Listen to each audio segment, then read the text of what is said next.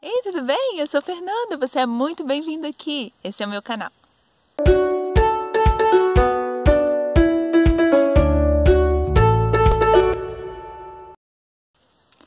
Hoje eu vou fazer esse vídeo assim, sem tripé, sem apoio, sem base. Pretendo ser o mais breve, objetiva e direta possível, apesar de eu ter bastante dificuldade, de eu dar diversos sinônimos para a mesma coisa que eu quero dizer.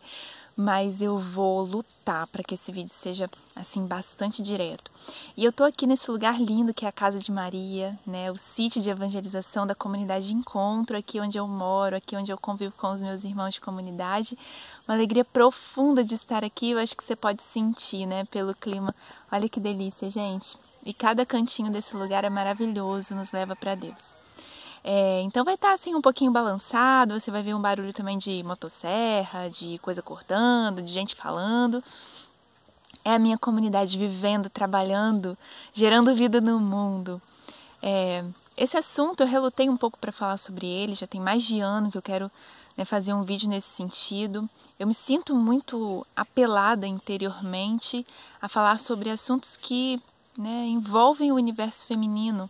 E algo que nos toca muito como mulheres católicas é esse bombardeio, né, que nós recebemos a respeito de como viver a nossa feminilidade dentro da nossa, né, opção e vida religiosa.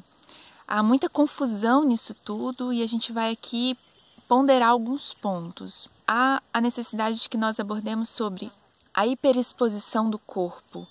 Isso é algo que envolve pecado, o pecado da luxúria principalmente, né? Tá ali expresso muitas vezes o nosso desejo de mostrar determinada parte do corpo, né? Deixar assim mais sensual, deixar mais apertadinho, mais coladinho, um decotezinho, uma parte assim mais, né, abertinha aqui no colo, então uma saia ou um short que às vezes estão ali mostrando a nossa coxa inteira, né?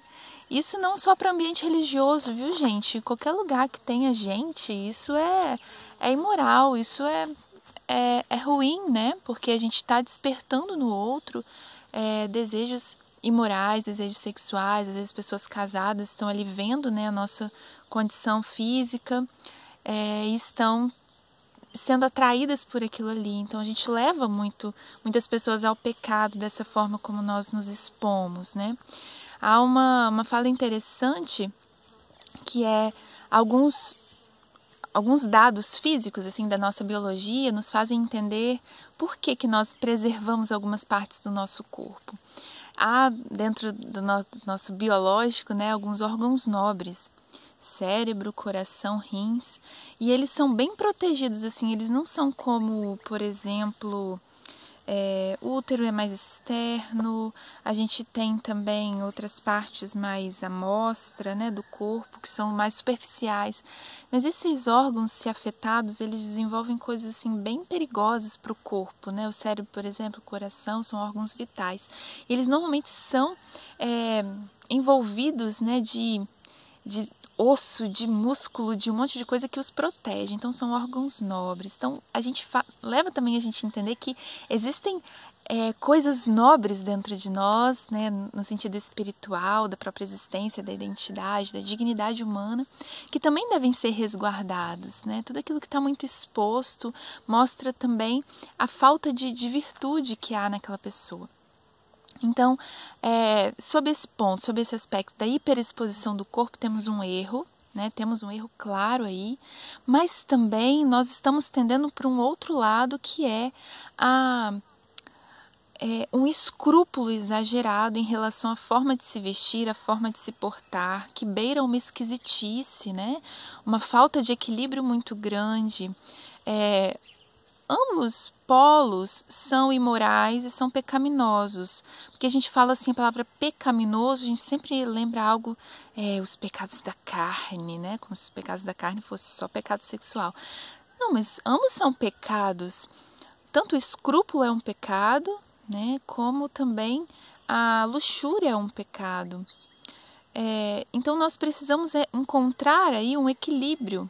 Porque, sinceramente, gente, tem ficado preocupante essa forma que muitas pessoas estão tomando a palavra modéstia como uma coisa assim, muito...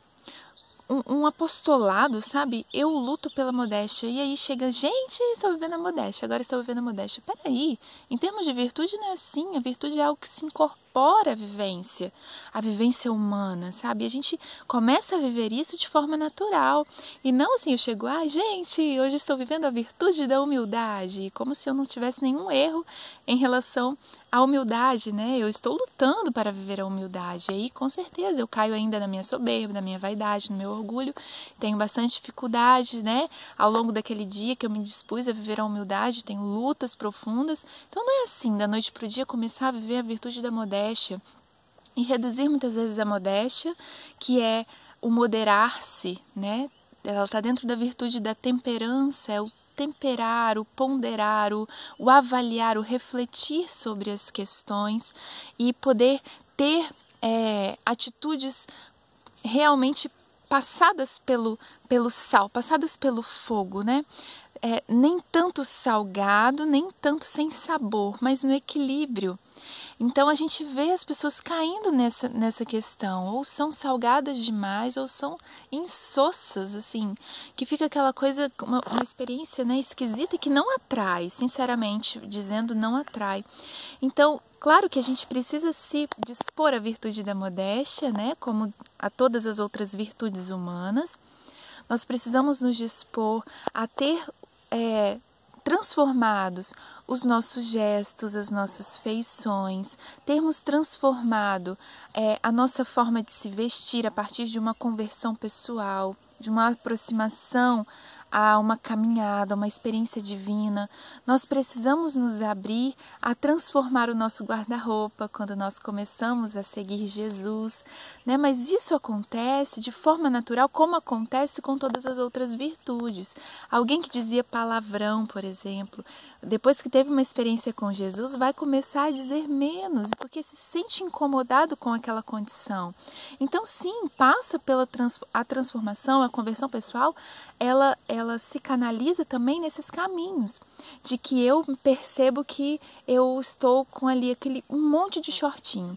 Então, eu preciso mudar, né, a minha forma de me vestir. Então, eu começo a não usar mais de forma externa, eu começo a usar só dentro de casa. Gente, isso é um processo. Muitas vezes a gente recebe essas informações, não, porque tem que usar saia, porque tem que ser modesta, porque tem que ser, né, tem que ter pudor, tem que ser... E aí começa-se a haver uma opressão e há a necessidade de um processo, de um percurso. Aí você vai me dizer, não, mas a gente defende também que haja um processo, né, na vida da pessoa, mas que ela chegue então a usar saia. Vamos lá, gente. Nem tudo está resumido à saia, sabe? Isso não é um dogma da igreja. Você vai me dizer que Santo Tomás de Aquino disse, você vai me dizer que São Pio não sei quem disse. Tudo bem, mas isso está se tornando um ponto de divisão entre nós cristãos. Você que tem, sabe, assim, oprimido as pessoas nesse aspecto, causando um monte de caraminhola na cabeça, você não está fazendo bem à unidade da igreja. Não tá. Não estou falando isso em nome da verdade, em nome da fé. Mas, poxa vida, você precisa dar espaço para aquilo. Se a pessoa quiser usar saia, beleza, gente, não tem problema. Mas para que aquilo não seja uma imposição de cima para baixo, mas que seja uma experiência profunda. Eu tenho magnanimidade, eu tenho grandeza de alma para chegar a essa experiência. Porque eu percebi que essa é a melhor forma de agradar ao coração de Jesus. Mas não agrada ao coração de Jesus que nós, tendo tido a nossa experiência, obriguemos as outras pessoas a estar também nessa condição, porque isso não está descrito em lugar algum. E quando eu leio tudo que está me rodeando, desde João Paulo II, desde o Concílio Vaticano II, desde João Paulo II, Bento XVI, Papa Francisco, eu vejo que a igreja é viva, a igreja é jovem. Daí eu vi alguém dizer assim, eu não imaginaria Nossa Senhora dando uma gargalhada, assim, levantando a perna. Gente, eu fiquei olhando aquilo e falei, meu Deus do céu, eu imagino Nossa Senhora tão livre, sabe? Aquele filme de Mel Gibson mostra Nossa Senhora assim, tão cheia, sabe, de carinho, de cuidado, e ela vai correndo, segura o seu Yeshua. Eu imagino sim Nossa Senhora gargalhando, gente. O que daqui a pouco nós vamos nos tornar? Nós vamos nos tornar alfandegários da própria identidade das pessoas. As pessoas são diferentes, as pessoas têm temperamentos diferentes, nem todo mundo fica bem com aquelas cores ali que tem que ser modesto e tem que ser apagado, entendeu? Nem todo mundo fica bem, nem todo mundo tem aquele estilo, nem todo mundo sabe, é mulher virtuosa, e aí se confunde mulher virtuosa com mulher apagada, com mulher esquisita, sabe? E todo mundo tem que ser daquele jeitinho, não, porque tem que ter doçura ao falar. Gente, tem muita gente que é Joana d'Arc. Tem muita gente que vai no seu jeito colérico de ser, vai conseguir controlar sim os seus ímpetos, o seu fogo, para que o fogo não queime, mas arda e ilumine. Tem gente que, né, como eu, vai sim dar uma gargalhada alta e bater a mão na perna. Isso não vai ser pecado, gente. Então vamos saber condicionar, vamos saber ponderar, vamos parar de impor. Tem tanta coisa pela qual a gente pode lutar juntos, sabe? Tem tantas almas querendo ser resgatadas, tem tanta menina assim sendo deturpada aí na sua forma, né, de se vestir, na sua própria vivência, na sua gestualidade, que aí quando olha, quem são as católicas? Aquele bando de mulher de saia, aquele bando de mulher de véu, aquele bando de mulher que parece mais mosca morta do que troço insosso. Entenda que você que vive uma profundidade tem, né? Na sua consciência você tem clareza que você não está oprimindo ninguém, que você faz aquilo porque você entende que é o seu caminho de santidade. Não se sinta afetado e nem fique comentando esse vídeo, não. Mas se a carapuça serve, bota aí o que você pensa e a gente vai discutindo. Mas, assim como eu, muitas pessoas também podem ser santas de calça e de tênis. Eu sei que João Paulo II não diz isso. Que essa frase, né, e esse poema, essa carta aos jovens foi atribuída a ele, mas não é exatamente o tipo de roupa que eu visto que vai definir a santidade na minha vida. Não é, mas é o amor.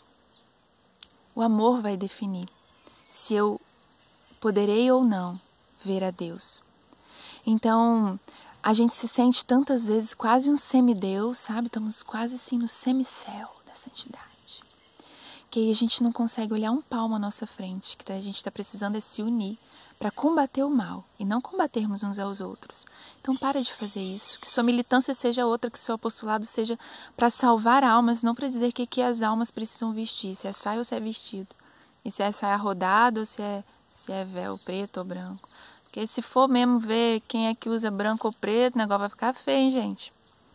Então vamos ter senso, vamos ter a grandeza da alma da igreja, a magnanimidade da igreja, de poder acolher a todos e ver que Jesus não ficou ali vendo se um estava vestindo ou se o outro não estava vestindo. Ele sim atraía para aquela experiência profunda e as pessoas fazendo a experiência com ele, mudavam de vida, deixavam o pecado.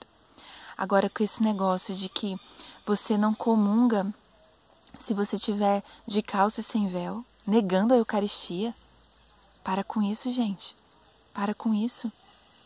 Negando a Eucaristia dentro das igrejas para quem não está vestido de tal forma. Quem somos nós para fazer isso? Quem somos nós? E até mesmo num site que eu pesquisei, que é um site bem conservador, inclusive, que é o Veritatis, está lá a explicação. Não está escrito isso no dogma da igreja.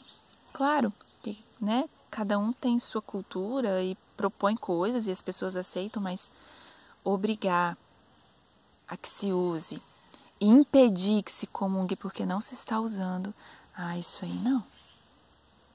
Essas burocracias divinas atraem a ira de Deus. Então paremos com isso, sejamos generosos e percebamos que há possibilidade de céu, há possibilidade de santidade para muitas pessoas que não pensam como nós.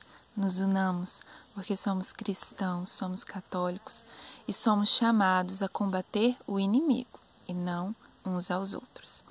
Deus abençoe você, fique com Deus, com a Virgem Maria e até a próxima.